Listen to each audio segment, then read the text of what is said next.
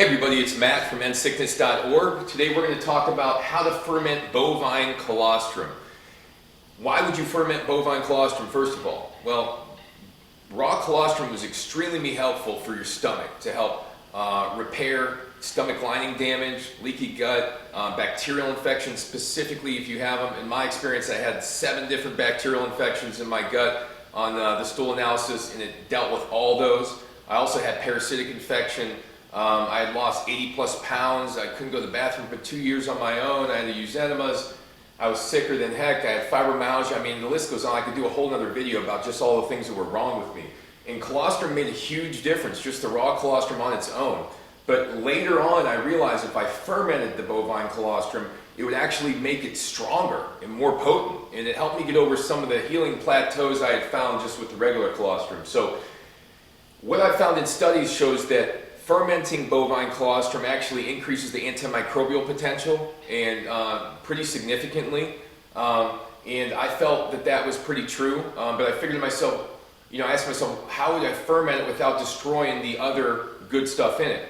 And I discovered a process where I use certain bacteria that allows it to compound beneficial molecules in it versus have them degrade over time. So number one, you would be fermenting the colostrum, ideally to be able to increase potency, but also to compound these short-chain fatty acids and these postbiotics in it. So we're going to get to the first thing you got to do, though, to be able to do this. Find the first milking, okay?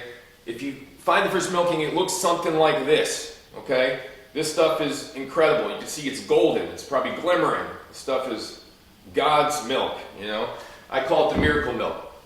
So find the first milking. I have videos on my YouTube page and my website that go over how to do this, and it actually should be relatively easy to find this stuff. If you have issues with it, you can type in raw colostrum on Google. You can find people that sell it, but you just got to look for farmers in your area that have dairy farms and start to network with them, give them your sob story, tell them what's going on, and they should help you out. It took me only a couple weeks. I found it in different states. I've driven several hours to get it. It's that important. I remember I drove to South Carolina one time, 15-hour drive each way just to get 15, 20 gallons of the stuff. It was, it's that important to me. I had a chest freezer, all that. So you got to find the first milking. When you do get your source, stack up, put it in the chest freezer, get enough, overpay the guy if you have to, just get your source, right?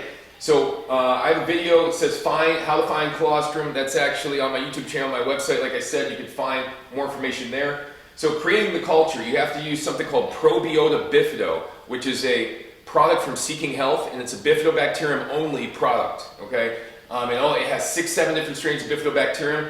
We'd be using bifidobacterium only because it creates is most likely to create short-chain fatty acids and anti-inflammatory compounds, right, from the fermentation process. We don't want to use a lactobacillus. The lactobacillus will decrease pH and then destroy some of the bioavailability, some of the good stuff in the colostrum. So we use the Probiota bifido product from Seeking Health because it's only bifidobacterium, and I've had good success with that. And what we do is we put 8 of the the probiotic pills, open them up, put them in 16 ounces of spring water, shake it up. This could be either in a mason jar or it could be in a plastic bottle. Shake it up real good until you hear it bubbling real good. When you hear it bubbling real good, put 2 tablespoons of FOS. Okay, you could get it from Now Foods, bulk supplements, are the places I personally use, and put that in with the 16 ounces liquid that you've made. Shake that up real aggressively. Put it in the dark. Okay, shake it 3 to 4 times a day minimum. Do that for 2 to 3 days. Then you've got your bifido liquid. You got the 16 ounces of the bifido liquid. Okay, then you go ahead and do 30% bifido liquid and 70% colostrum. So ideally you would probably do something like 16 ounces of the bifido liquid and something like 36 ounces of the colostrum. Mix them together, you got 52 ounces. You go ahead and shake it up real good, 3-4 times a day. But before you put it in the cupboard and do that 3-4 times a day, you add 2 more spoons of the FOS in. So I'll repeat. You 30% bifido mix, 70% colostrum, shake it up real good, and then put 2 tablespoons of the FOS in and shake it up super good, and then put it in the cupboard. And then you shake it, ideally for whatever reason, higher in the air. I don't know why, but you know, higher up works better, and in the dark works better. And you got to shake it up at least 3-4 times a day though, to keep the bacteria active, working through the colostrum, breaking stuff down, and so the milk doesn't just sit there too long, right? So you have to do that for, ideally, you could ferment it for about 2-3 days and then start drinking it.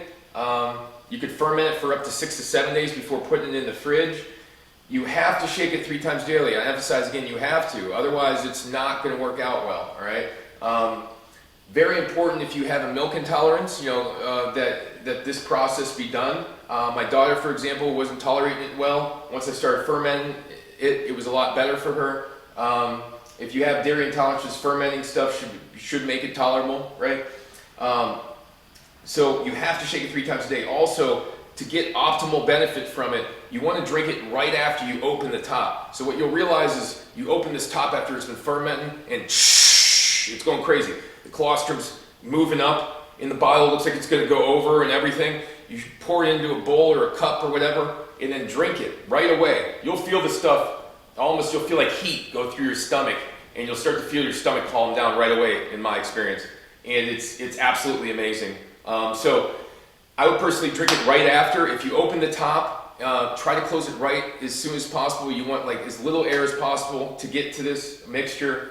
And make sure after you ferment it 3 days or so, maybe consider putting it in the fridge. It should be fine. It should be, you should be able to keep it indefinitely then in the fridge. And I would just drink it. In terms of how much you drink, how often, you know, I'll go over that more in other videos, but ideally I'd start off with 4 to 6 ounces every other day and work my way up to 8 ounces max.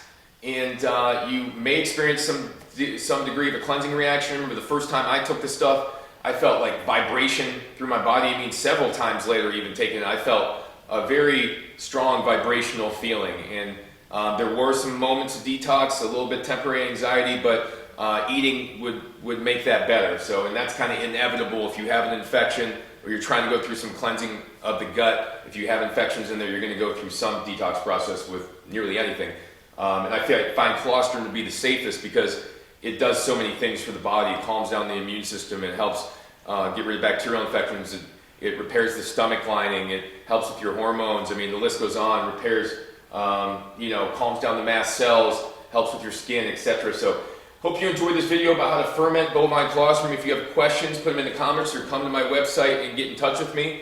The website again is endsickness.org. None of this information I want to be misconstrued as medical advice. It is not. This is all just personal experiences I've had, scientific studies that I've come across, and then things that I felt were good sharing for informational purposes only. So thanks again for watching, and see you guys soon.